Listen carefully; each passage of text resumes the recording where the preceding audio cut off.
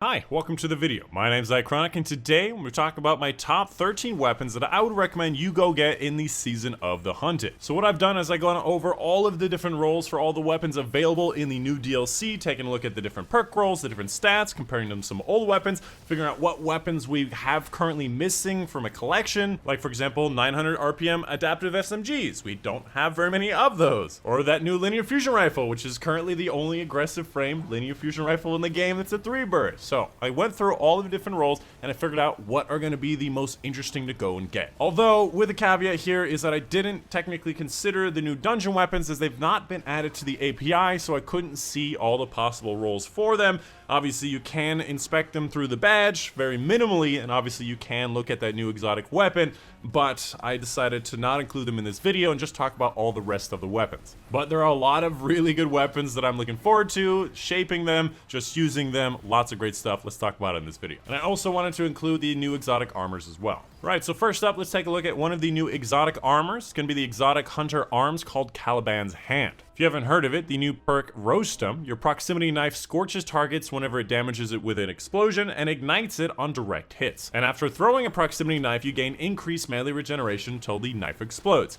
Now, there's a bunch of different interactions that can happen here with Solar 3.0. First of all, there are a lot of different fragments and aspects that are like, hey, you get a bonus if you're scorching a target or if you ignite a target, and this can play within it really nicely, especially considering, again, you can just ignite a target by a direct impact, which is very big. On top of that, you can also use this as kind of like a minefield. If your knife goes down, hits the ground, and doesn't blow up for a while, you got a lot more melee energy really quickly. And I can only imagine, haven't gotten it yet, that you can just kind of set up a minefield all over the area, getting a number of bonuses. Following that, for the Warlike exotic, we have the Rain of Fire, which is an exotic legs. If you haven't heard of it, air dodges reload all your weapons and improve airborne effectiveness for fusion rifles and linear fusion rifles, which can have a lot of good effect for PvP, or in-air effectiveness is very important. However, that second part, final blows with these weapons also make you radiant.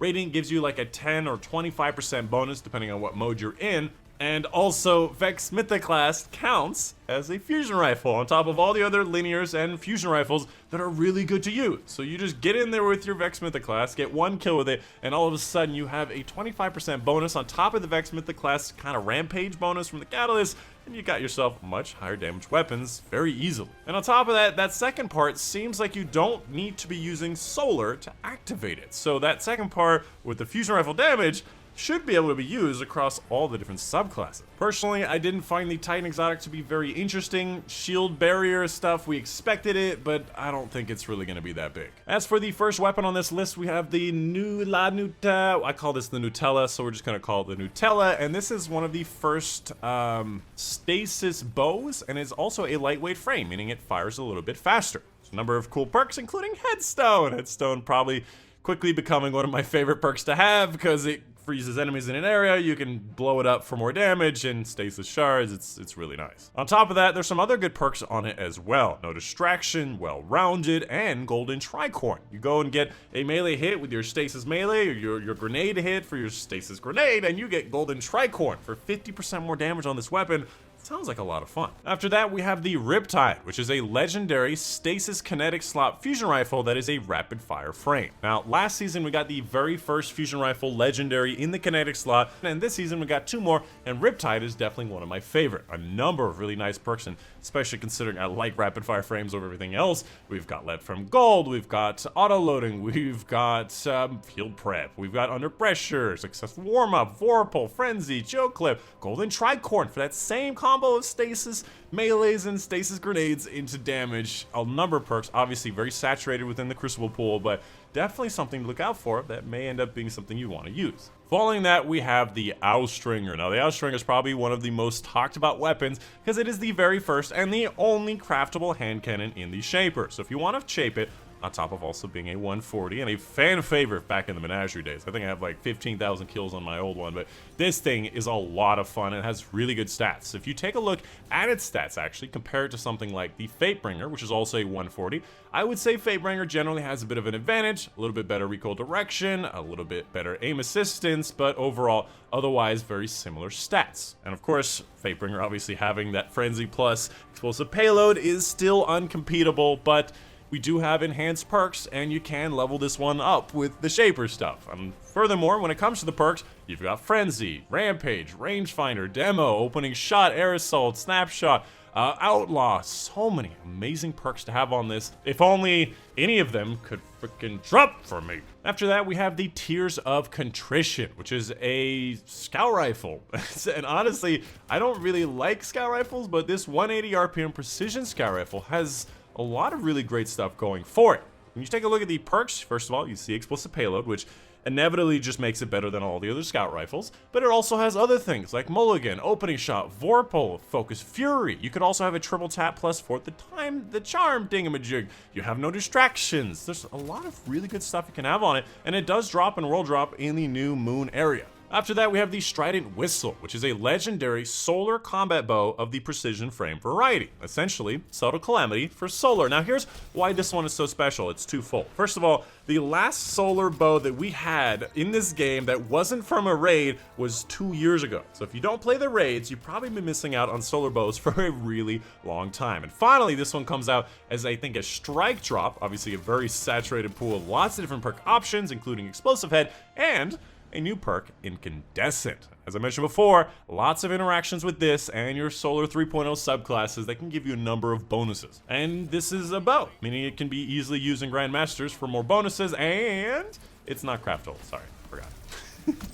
Following that, we have the Horror's Least, a Nightfall unique pulse rifle, a rapid-fire frame, obviously with an adept version. And generally, if you like yourself a grid skipper, take a look at the different perk or the stat options, it's very similar to the stats of a grid skipper. And if you like the Peace of Mind from last season, the kinetic frame 540 pulse rifle, you might end up liking this as well, especially considering the number of different damage perks: Kill Clip, Focus Fury, High Impact Reserves, Vorpal, Frenzy, and other stat bonuses: Heating Up, Perpetual Motion, Under Pressure, Zen Moment. A lot of really great stuff on this. Obviously you have to do it in the Nightfall, and we don't have it yet, but definitely looks very spicy. Following that, a Trials of Osiris weapon known as Forgiveness, which obviously has an adept version as well. This is going to be an aggressive frame 2-burst sidearm. Now, there's a number of reasons why I really like this. If you take a look at this and you compare it to something else like a Brass Attacks, which is also an energy-based aggressive burst sidearm, but if you take a look at the range stats on it, it obviously has significantly more range on top of a little bit better recoil direction and overall just better stats in most ways, on top of a lot of really good perks as well: Rapid Hit, Harmony, Multi-Kill Clip. We have Fragile Focus, which is an interesting perk. We have Subsistence, Air Assault, Demo. We can use Well-Rounded or Moving Target. Lots of really great stuff. So if you like sidearms, I always recommend either the 2-burst or the 3-burst. And this finally has a better stat advantage over that of the Brass Attacks. Unfortunately, it's not craftable, but you can get it from Trials of Osiris. Following that, another fan favorite, we have the Beloved, which is obviously 90 RPM, adaptive frame sniper, and it has obviously an incredible set of perks here. We have Snapshot plus Moving Target. We also have Snapshot plus Quick Draw, or you want to do No Distractions Moving Target. We have Firmly Planted in there as well. And of course, one of the most important parts is if you look at the stats compared to Adored, it is quite literally a copy and paste, exactly the same stats as Adored, which obviously makes it a little bit better because you can craft this one with enhanced perks, and you can obviously have Snapshot plus Moving Target, which is a bit more preferred than that of Killing Wind. So a lot of great stuff here for Beloved. I would recommend you keep that in mind. Following that, we have the Callus Mini Tool, which is a legendary energy SMG of the Mida Synergy frame, but is essentially a lightweight frame. Now, this one has been a fan favorite for a long time. Great synergies with Mida, just faster being able to run with it, and lightweight frames are a very preferred type of SMG. Now, this one, like many of the other solar weapons, has that unique capability of having incandescent. Now, technically, the rest of the perks on it aren't that amazing. Obviously, you have Threat Detector, Air Assault, Moving Target, Slideways can be used with that of the Incandescent perk, but I'm honestly just excited to get a craftable SMG of the 900 RPM variety, and it has Incandescent, meaning I can use it with the Solar 3.0. This is something that's quite exciting for me. Again, if I could get any of them to drop, that would be great. After that, we have the Hero's Burden, which is a very special SMG, which can be very hit or miss for a lot of different people. Firstly, it's a 900 RPM, but it's not a lightweight, it's an adaptive, which technically have a higher impact value, but a smaller crit value, on top of obviously very different stats on it as well. So you may end up preferring this one over the other one, depends on your style. And with that, it has a number of really good perks. It's got Kill Clip, it's got Iron Reach, it's got the new perk Repulsor Brace, where void debuff targets give you an overshield, and it's a void weapon itself, on top of Zen Moment, Air Assault, Tunnel Vision, Feeding Frenzy, and honestly, well-rounded. Seems like a great option for it as well, especially if you're a Bonk Titan, you're getting those melee hits all the time. And finally, we have the Hollow Denial, which is a legendary energy void trace rifles. And generally, I don't like trace rifles, especially the legendary versions, just like slightly higher damage auto rifles, but this one, not only is it craftable, which is somewhat a little bit different, has a very interesting set of perks on it. First of all, column 3, rangefinder, well-rounded, surplus, sled from gold, even adaptive munitions,